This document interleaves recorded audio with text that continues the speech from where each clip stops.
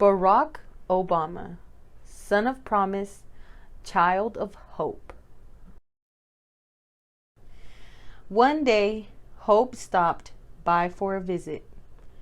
It was early evening, and a boy named David sat on a tenement floor, glued to the TV. "Who's that?" the boy asked his mother.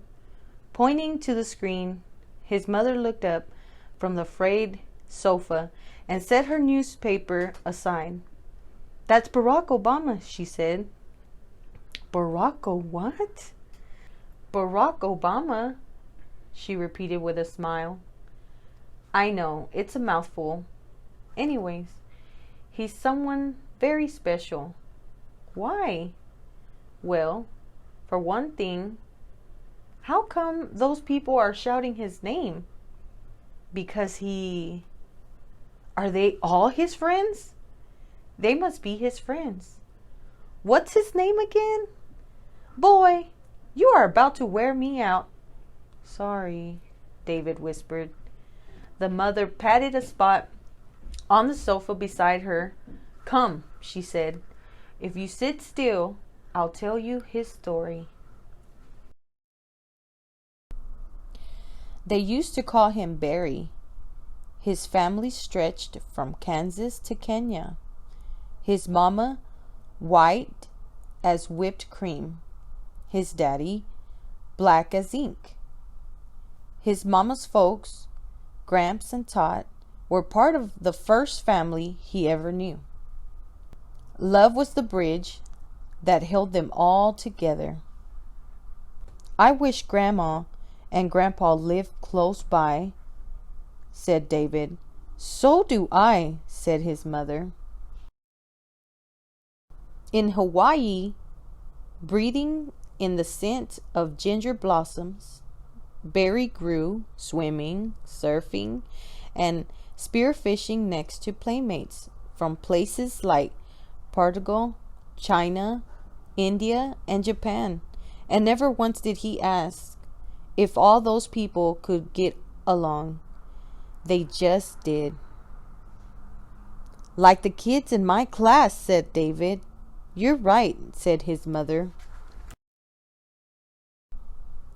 Honolulu looked like heaven, but even though the blue of the sea was sharp enough to slice the sun, and the sun warmed the sand between his toes, and the sand sparkled like diamonds, nothing could fill the hole in Barry's heart. Once his daddy went away, his mom and Gramps and Tot told him brave and funny tales of his father's past to soothe his hurt and make him laugh. But that didn't stop Barry from feeling sad sometimes, especially when he heard the word divorce.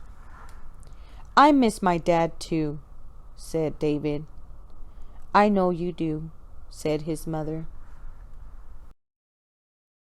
Barry's mom married a man named Lolo, and oh, the wonderland he took Barry to. Indonesia, a land of pet gibbons and pet crocodiles. Barry laughed himself silly, sliding in the rainy season mud. He caught crickets, flew kites, and joyed in the jungle at the edge of his new home, a perfect paradise, until the sight of beggars broke his heart. Barry started to wonder, will I ever be able to help people like these? Hope hummed deep inside of him. Someday, son, someday. There's lots of poor people. Huh, Mama? Yes, honey, I'm afraid so. Mama, said David, we gotta help them. Before dawn each morning, Barry rose, his mother's voice driving him from dreamland. Time for learning English grammar and the golden rule. Be honest, be kind, be fair, she taught him.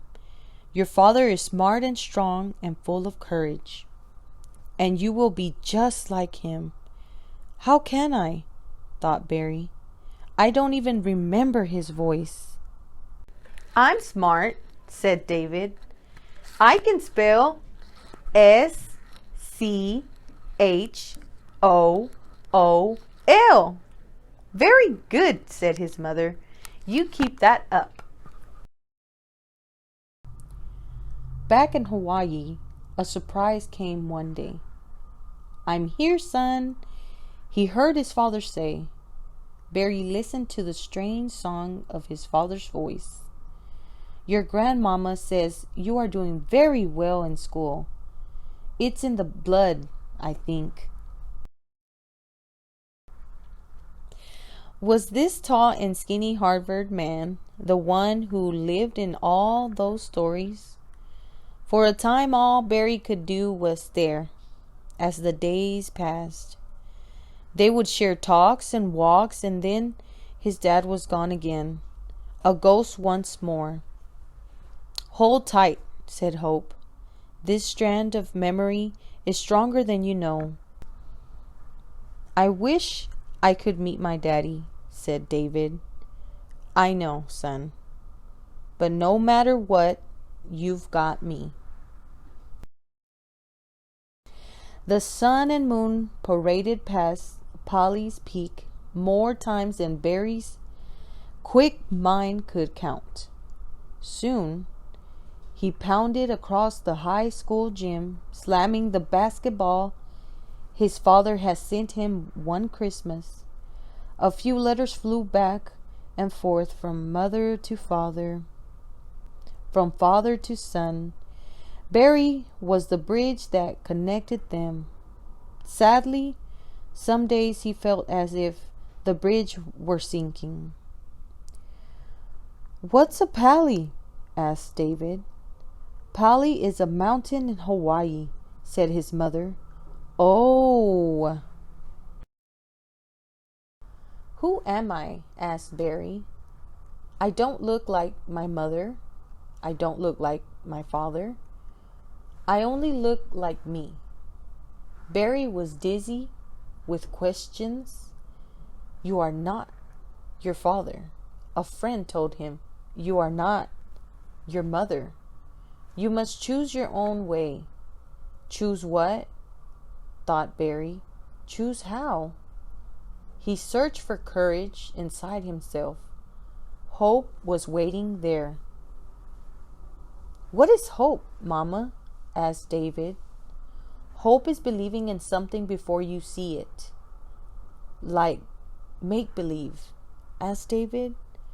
No, honey, said his mother. Hope is real.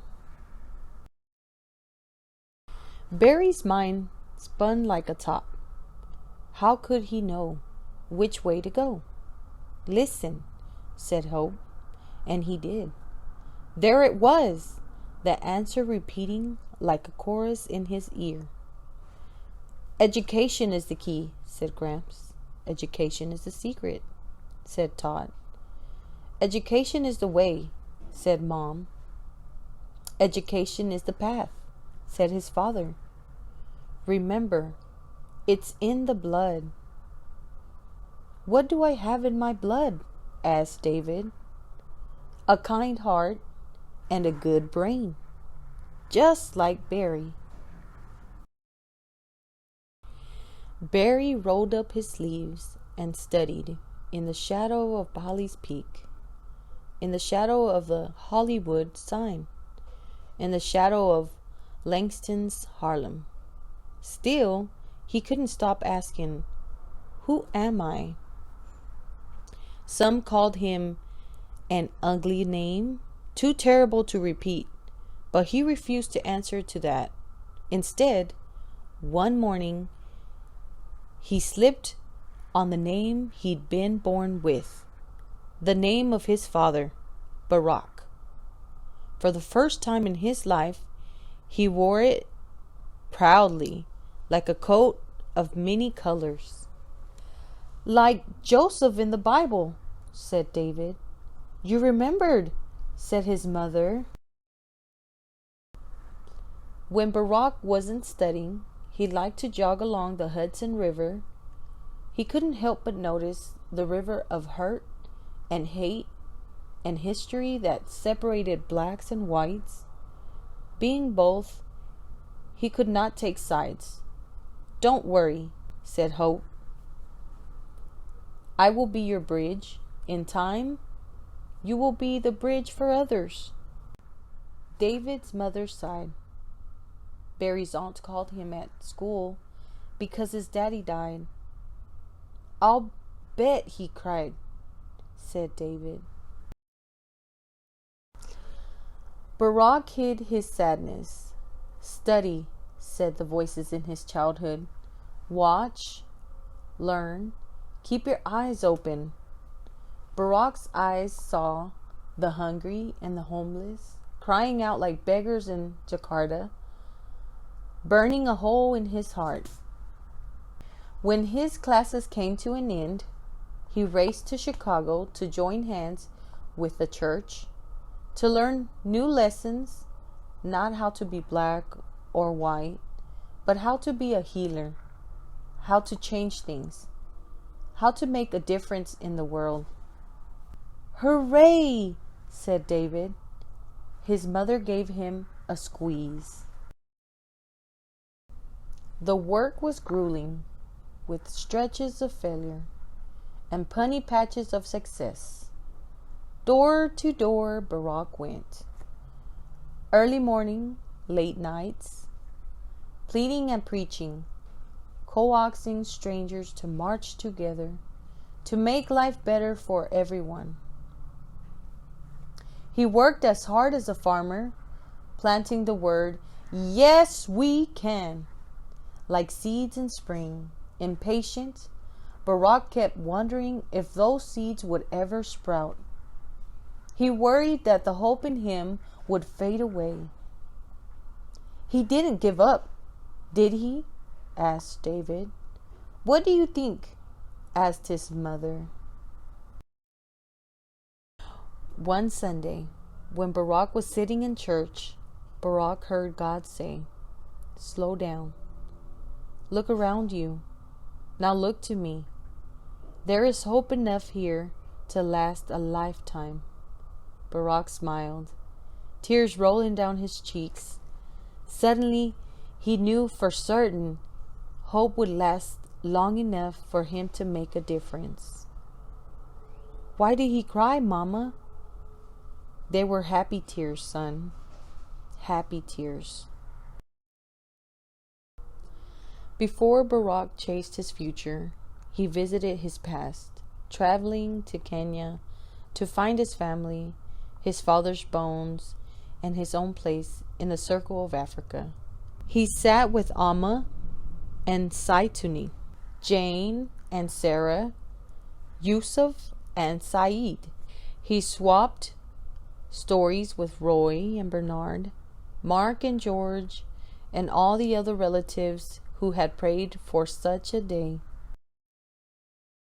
Finally, Barack knelt in the soil at his father's grave, listening to the still, small voice that spoke to his heart. "Go now. Fly free. Become the man you were meant to be. Live in hope. Keep the past in memory, but shape your own tomorrow." "Tomorrow, tomorrow, tomorrow," said David. "What's so great about tomorrow?" "Well," said his mother, "if we have hope today, we get to make tomorrow whatever we want it to be." Hope may be slim and beautiful, but she is no weak thing. Barack proved that when he went to Harvard Law School, convinced people to join hands in Illinois, wrote new laws to give the poor a better chance. He proved it again when all of Washington, D.C.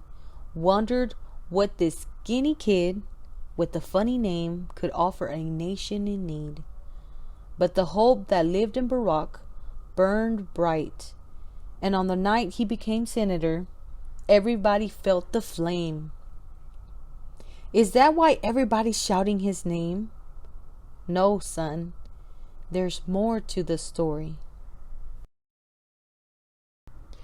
One sun-drenched day, as his wife Michelle stood by, Barack smiled on a sea of faces from Wichita to Waikiki. He saw whites and blacks, rich and poor, Christians and Muslims and Jews. He felt the presence of Gramps and Tot. He saw the ghosts of his parents, of Martin Luther King Jr. and JFK. And on that special day, Barack was the bridge that held them all together. "I want to be your president," he said. "Can we make America better? Can we work together as one?" With a single voice, the crowd called out, "Yes, we can!" The little boy sat silently for a while. Then he said, "Mama, I've been thinking, when I grow up, I want to be the president. Is that okay?" His mother blinked back tears, crushed David to her chest, and held him there for a long, long time.